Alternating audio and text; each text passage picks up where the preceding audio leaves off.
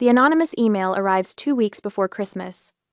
I glance at my phone as it buzzes against the scratched laminate of my kitchen counter. Unknown sender.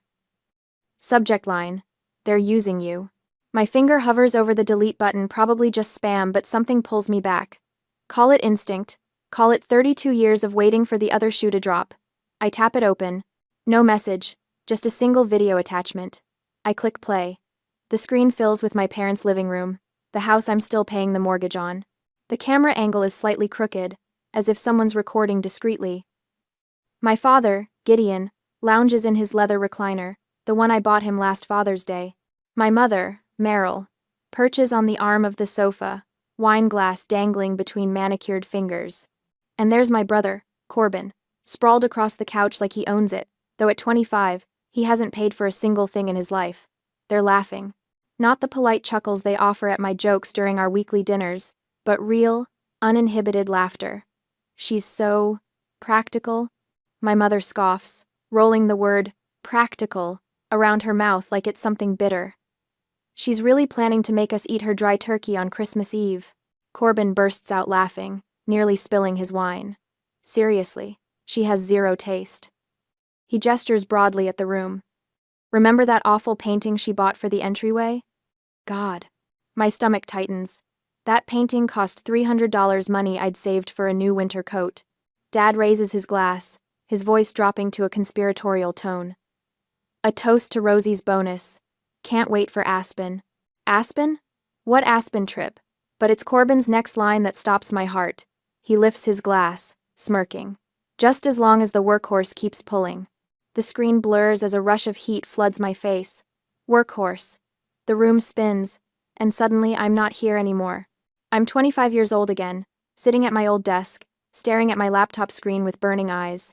My finger hovers over the cancel button on a booking confirmation for a trip to Italy. A trip I've saved for over a year, pinching pennies, bringing leftovers for lunch, taking extra shifts. My phone lights up. Mom calling. Rosie? Her voice is tight with panic. Corbin wrecked another car.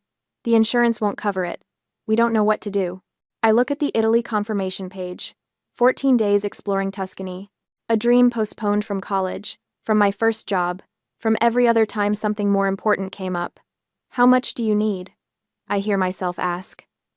$5,000. My entire Italy fund, gone in a single bank transfer. You're the only one we can count on, Rosie, Mom had said. What would we do without you? The memory fractures as I snap back to the present.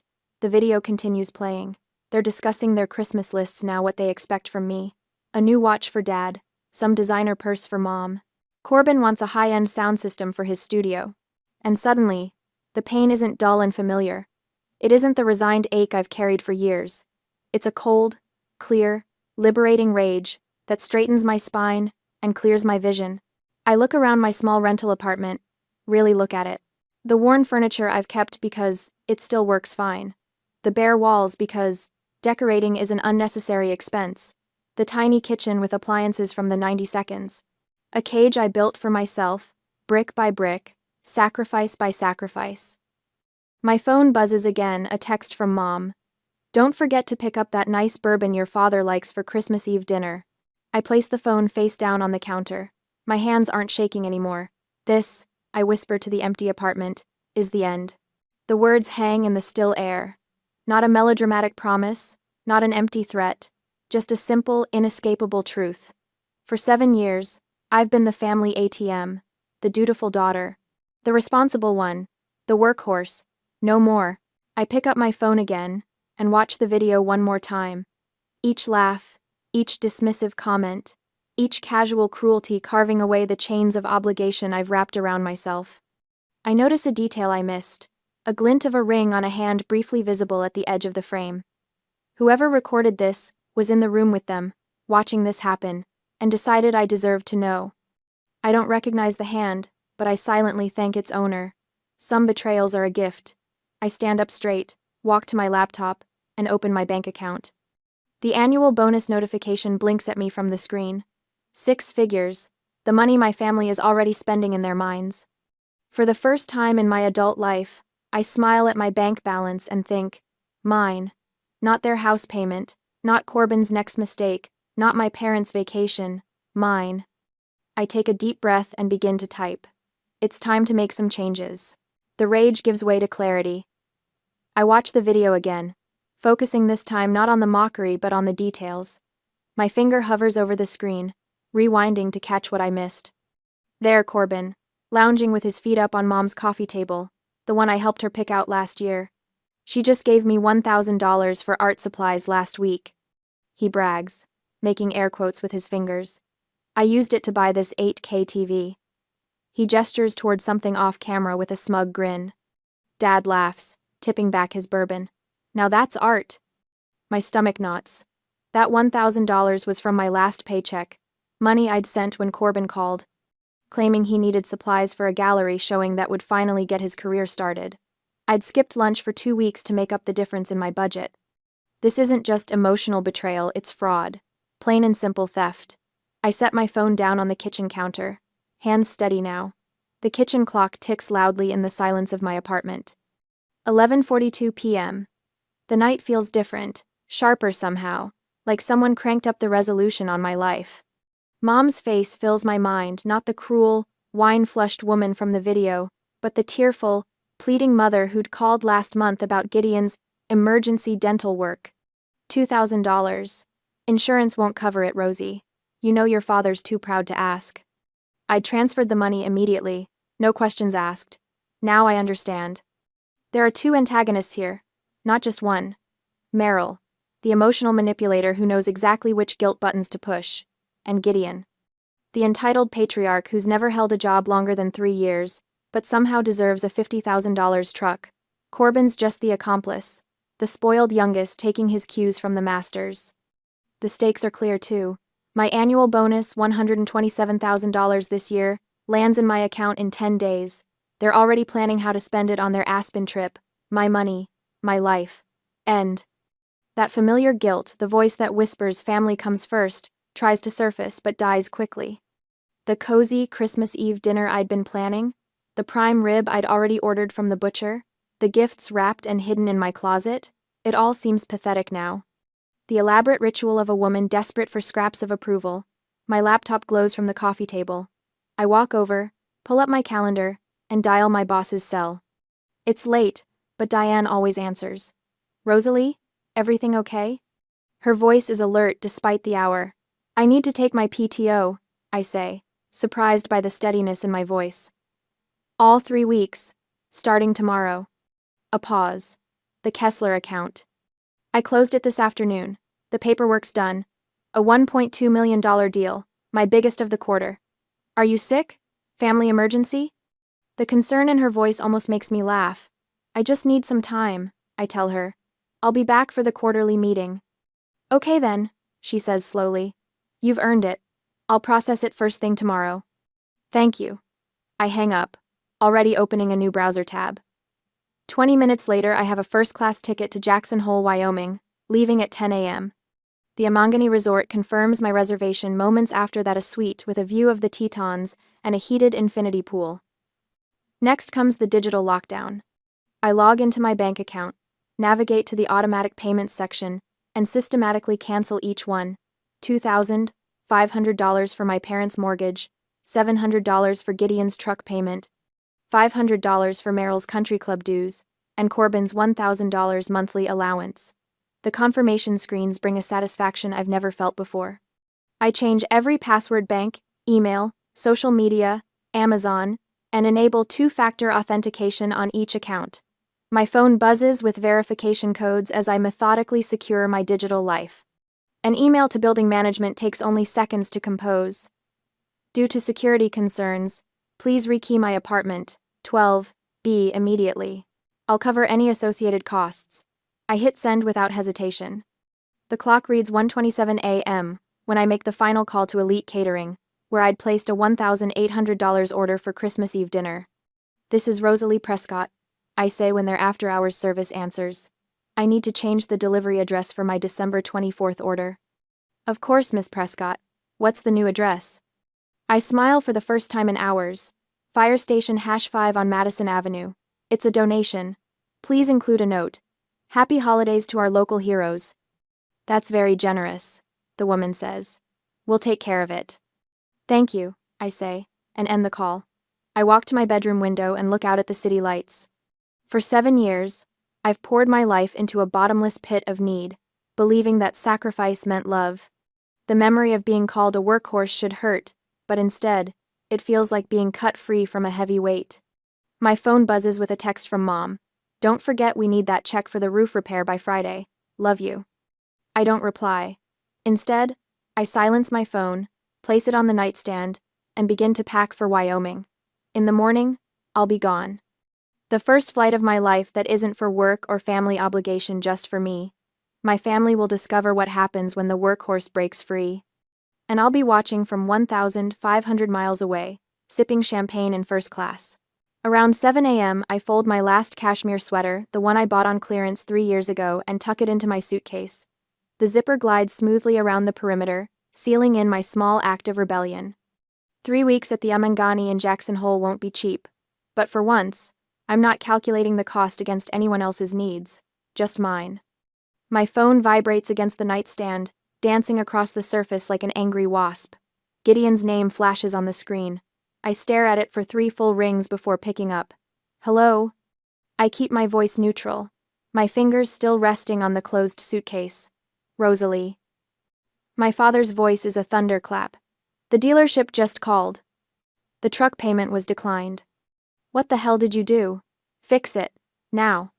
The old Rosalie would have scrambled to her laptop, apologizing profusely while frantically transferring funds. That Rosalie died watching a video 2 days ago. That's weird, Dad. My voice is flat, emotionless. Must be a bank error. I'm walking into a meeting. I'll check on it later. Later? This is serious. They're threatening to report it to... Gotta go. I hang up before he can respond. The silence that follows feels like victory, small but unmistakable. 7 years of jumping at his commands, erased with 2 little words. Gotta go. My thumb hovers over the screen for a moment before sliding the phone to Do Not Disturb. No more interruptions, no more emergencies, no more guilt. I grab the handle of my suitcase, lift it from the bed, and walk out the door without looking back. The airport is a blur of muted holiday decorations and harried travelers. I move through security with practiced efficiency, my mind already in Wyoming. The first-class lounge offers a moment of quiet reflection before boarding. I sip a glass of champagne and watch the planes taxi across the tarmac, each one carrying people toward or away from their own private battlefields. By nightfall, I'm stretched out on a king-sized bed at the Amangani, the Grand Tetons, a majestic silhouette against the darkening sky. For the first time in years, no one knows exactly where I am. No one is counting on me for anything. The freedom is dizzying. The days blend together in a haze of spa treatments, gourmet meals, and long naps. I take a snowshoeing tour. I read books I've been meaning to start for years. I sit in front of the fireplace in my suite and watch the snow fall on the mountains. And I wait. Christmas Eve arrives with a fresh coating of snow across the landscape. The resort is decked out in tasteful holiday splendor, elegant pine garlands, subtle twinkling lights, the scent of cinnamon and spruce hanging in the air. I spend the afternoon in the heated infinity pool, steam rising around me as snowflakes dissolve on contact with the water's surface. The contrast between hot and cold, between the sheltered pool and the wild landscape beyond, feels like a metaphor for my life, the before and after of the video. At precisely 6 p.m., when I should be serving the Christmas Eve dinner I'd planned, my phone explodes with notifications. I've turned it back on for the first time in days, but only to witness, not to engage.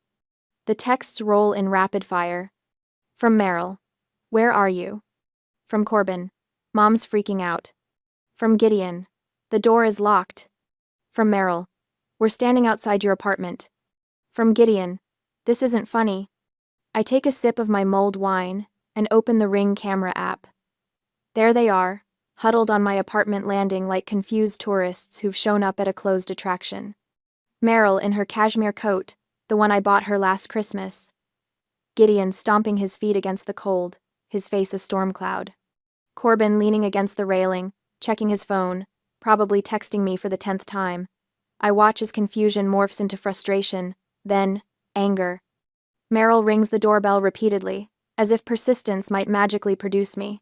Gideon pounds on the door, his shoulders hunched with righteous indignation. Corbin paces, tossing occasional glances at the package by the door. My catering order notification, redirected to fire station #5. Where the hell is she? Gideon barks, his breath clouding in the December air. I've called her 12 times. Meryl's voice rises to a pitch I recognize, the one she uses when she's about to deploy the emotional nuclear option. What if something happened to her? Nothing happened to her, Corbin mutters, kicking at the welcome mat. She's ignoring us. She wouldn't dare, Gideon says, but uncertainty creeps into his voice. I tap the screen to zoom in. This is better than any Christmas movie I could be watching, the real-time collapse of their entitlement. I record snippets as they argue amongst themselves, as Meryl calls the hospitals with fake tears in her voice, as Gideon threatens to call the landlord, as Corbin slumps to the floor, complaining about missing dinner with his friends. For a full hour, I watch them unravel, documenting each phase of their meltdown. The landlord doesn't answer. The hospitals have no record of me. The neighbors don't know where I am. Their carefully constructed world of convenience with me at its center, holding everything up, is crumbling before my eyes. Finally, when their rage has peaked and begun to flag into bewilderment, I open our family group chat. I hesitate only a moment before uploading the original video, the one that started it all. The one of them laughing about me, mocking my turkey, planning their Aspen trip on my bonus, the one where Corbin calls me the workhorse. I follow it with a text. Heard you wanted to go to Aspen. Hope this video is entertaining. P.S. All auto payments were stopped 2 weeks ago. Good luck. I watch their faces on the Ring camera as their phones chime simultaneously. Meryl opens hers first, her expression changing as she registers what she's seeing. Gideon leans over her shoulder, his face draining of color. Corbin steps back, a guilty flush climbing his neck. Who sent her this? Gideon hisses, looking around as if the culprit might be hiding in the hallway. She can't just... Meryl begins, but her voice fails her. Corbin stares at his phone, then at the locked door, comprehension dawning slow and terrible across his face. She's gone. She's gone. The 3 words hang in the December air like an epitaph. She's gone. Not just physically absent, but gone from their grasp, from their control. The workhorse has broken free. I take one last look at their stunned faces, memorizing this moment of perfect clarity. Then I power my phone off completely, set it on the nightstand, and pick up the room service menu. For the first time in my adult life, I'm spending Christmas exactly where and how I want to, and it tastes like freedom. 2 days after Christmas, I returned back to my apartment. 10 days after Christmas, the key feels heavier in my palm than it should. Just a small piece of metal, but it represents everything. Safety, boundaries, a life reclaimed. Here you are, Miss Prescott. All done, the leasing agent says, sliding the paperwork across her desk. Your apartment has been completely rekeyed as requested. I pocket the new key and sign where indicated. My phone buzzes in my purse, the 44th missed call, since I returned from Wyoming this morning. I haven't listened to a single voicemail or read any of the texts that accumulated during my 3-week absence. Instead, I've been systematically deleting them, one by one, like pulling weeds from a garden I'm finally tending. Is everything all right? The agent asks, noticing my momentary distraction. Everything is perfect, I answer, and for the first time in years, I mean it. Outside, the final December sun glints off windshields in the parking lot, cold but clarifying. The vacation gave me distance, perspective. Watching their Christmas Eve meltdown from the heated infinity pool at the Amangani felt like watching strangers through glass, fascinating but removed. Their panic when they realized the money faucet had been turned off wasn't my problem anymore. I climbed into my car and headed to work, where my boss welcomed me back with a simple nod. No questions about my sudden vacation, just respect for my boundaries. The kind of respect I should have demanded years ago. For 10 days straight, the phone stays in do not disturb mode. I focus on work, exceeding my targets before the month is over. I sleep better. I browse furniture websites, considering what might look good in a real home someday, not the cramped apartment I've accepted as my lot in life. Then, exactly 2 weeks after my return, they make their first calculated move. I'm walking to my car in the underground garage when a voice calls out, "Rosalie?" I turn to see Aunt Jessica, my mother's sister, stepping from behind a concrete pillar. Her Burberry coat and perfectly coiffed silver hair seem out of place in the dim fluorescent lighting. Her presence is no accident. This is a carefully orchestrated ambush. Aunt Jessica. I keep my voice neutral. This is unexpected. She approaches, hands clasped at her chest, concern etched into her surgically tightened face. Oh, Rosalie, your mother is absolutely devastated. She hasn't slept in weeks. I say nothing, just stand there, keys in hand. The family is falling apart, Jessica continues, her voice dropping to a practiced whisper. Your father's truck was repossessed. They might lose the house. And Corbin, she pauses dramatically. He's talking about moving back in with them because he can't afford his rent. The old me would have crumbled under the weight of this guilt trip. The old me would have apologized, promised to fix everything, drained my accounts to soothe their manufactured crisis. Instead, I look my aunt directly in the eye and see what I've missed all these years. The calculation behind the concern, the manipulation beneath the worry. This isn't love. It's a sophisticated hostage negotiation, and I've been the only one paying ransoms. Rosalie. Jessica steps closer, touching my arm. You need to be the bigger person here. Family is everything. You need to fix this. I gently remove her hand from my arm. Thank you for your concern, Aunt Jessica. I understand this must be difficult for everyone. This is a private matter, and it is handled. Her eyes widen. She expected tears, apologies, promises to call Mom right away. But I hope you have a wonderful day. I unlock my car, slide inside, and close the door with a soft click. Through the window, I watch Jessica's shocked expression as I drive away. She'll report back to Meryl, of course. My mother will dissect every word, searching for weaknesses to exploit. My refusal to engage will be interpreted as a challenge rather than a boundary. The next attack comes 3 days later. I'm in a meeting with our marketing team when my desk phone lights up. Linda, our receptionist, rarely interrupts meetings. I'm sorry, the coffee shop bustles with mid-morning energy, but Marina sits perfectly still across from me, her fingers tracing the rim of an untouched latte. 3 months have passed since Christmas Eve, and this is our first face-to-face meeting. The woman who changed my life with a single video file. I couldn't stay silent. Marina explains, her voice soft but steady. I was washing my hands and came out of the bathroom when I heard your mom say, Rosalie is the easiest one to control. Then they all laughed. She looks up, brown eyes clear with conviction. I was disgusted by the cruelty, so I took out my phone and recorded. I nod, studying her. She's prettier than Corbin deserves intelligent eyes, no nonsense posture. I search for pity in her expression and find none. Just clarity. I broke up with him right after, she continues, stirring her coffee without drinking it. I realized he's just like them, a user. You deserve to know the truth. The words hang between us, and I feel a weight lift that I didn't realize was still there. Someone else saw it. Someone else thought it was wrong. My family's toxicity wasn't just my perception, it was real enough that a relative stranger risked drama to expose it. Thank you, I say simply. You changed everything. Marina shrugs one shoulder. You would have figured it out eventually. Maybe. But who knows how many more years I would have wasted. I take a sip of my Americano. What made you send it when you did? Corbin asked me what I was getting you for Christmas. Her mouth twists. He said not to waste money on anything expensive because you'd never notice anyway. Said you were too busy playing martyr. My laugh surprises us both. What did you tell him? I ask. I told him I'd already got you something priceless. Marina smiles for the first time. Turns out I was right.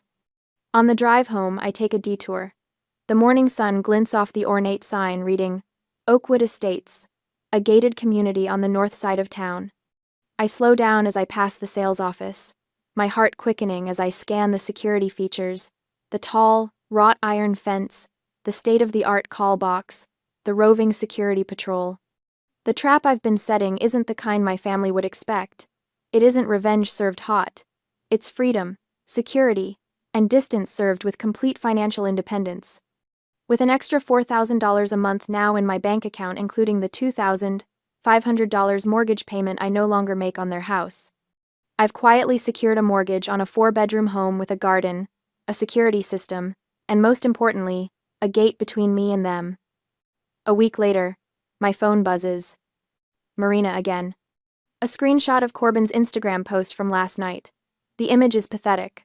All three Prescotts, Gideon, Meryl, and Corbin, crammed onto a stained sofa in what must be Corbin's dingy apartment. My father's face is strained, his early retirement, now looking more like unemployment. My mother's perfectly maintained hair has lost its luster, and Corbin looks like he hasn't slept in days. But it's the caption that makes me pull over to the shoulder of the road. No matter what happens, family is everything. Enjoying a cozy night in. Family first, blessed. Marina's text follows. Look at this hypocrisy. They're trying to play the victim. I stare at the photo again, the cramped space, the tension in their postures, the fake smiles that don't reach their eyes, the desperate attempt to project happiness while their world collapses around them. 3 months without their workhorse, and this is what remains. I don't feel the satisfaction I expected, just a hollow recognition of what was always beneath the surface. A family built on extraction, not love. Without someone to drain, they're lost. Thanks for sending this. I text back to Marina. Would you like to come to a housewarming party after I prepare everything? Nothing fancy, just a small dinner. I will let you know the exact date later. I don't wait for her response before pulling back onto the road toward the real estate office. The papers are ready for my signature. A month after moving into my new house, the notification pops up on my phone while I'm unpacking kitchen boxes. The high-tech gate camera shows a familiar figure standing at the call box, her finger pressing the button repeatedly. My mother's face is streaked with tears, her hair wild in the spring wind. Rosalie, please. Her voice cracks through the speaker system. Your father. He's sick. We need you. A year ago, those words would have sent me racing for my car keys and checkbook. 6 months ago, I would have felt a twinge of doubt. Today, sitting in my sunlit kitchen surrounded by boxes of new dishes I chose for myself, I feel nothing. I watched Meryl's performance for a few moments. The theatrical sobs. The mascara she carefully smudged beneath her eyes. The conveniently vague emergency. It's the maximum pressure move in her arsenal. Even at a distance, I can see the lie. Dad isn't sick. This is desperation, not emergency. The workhorse is now the gatekeeper. The script is flipped. 7 years of manipulation crashes against a simple electronic barrier, and my newfound immunity to guilt. My finger hovers over the intercom button. What would I even say? What could possibly bridge the gap between us now? A part of me, small and fading, still wants to believe there's something worth saving. But when I think of Marina's words, of the laughter in that video, of Rosalie is the easiest one to control, I know there's nothing left to say. I tap the dismiss button on the notification. The feed cuts out. In the silence of my new kitchen, I unpack a set of wine glasses I bought the day before. Beautiful, unnecessary things I'd never have allowed myself to own in my old life. I set them carefully in the cabinet, arranging them just so, taking my time. The sound of a car engine starting and fading away drifts through my open window. She's gone. I open a bottle of Chianti I've been saving and pour myself a glass. The ruby liquid catches the afternoon sun as I raise it in a silent toast to the woman I've become, to boundaries that hold, to freedom hard-won, to a life that is finally, completely mine. When my phone buzzes again, it's not the gate camera, it's Marina. I am glad you kept the boundaries. They don't deserve you at all. I smile and type, thank you for everything. See you soon. The feeling of freedom has never been better. I arrange the mosaic vase on my new entryway table, stepping back to admire the burst of color against the cream walls. 3 months in this house, and I'm still discovering new corners to fill, new ways to make it mine. The vase is ridiculously expensive, impractical, and exactly what I wanted. No one had to approve the purchase. No one questioned whether a decorative object was worth it. The freedom still feels like a foreign language I'm learning to speak fluently. A painting hangs above the table, abstract splashes of crimson and gold that reminded me of Italian sunsets. Another indulgence. Another declaration. My phone pings with a reminder. Book Italy. I smile, walking through the living room where no furniture bears water rings or mysterious stains.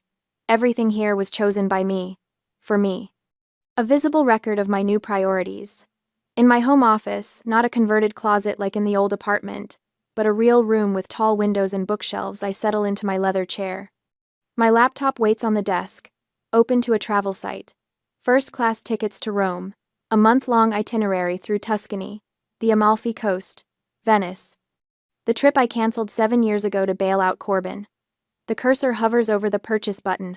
The total makes me blink, nearly triple what I'd budgeted back then. But now, there's no flicker of hesitation, no mental calculation of what else that money could fix, or who else it could help. I click, purchase.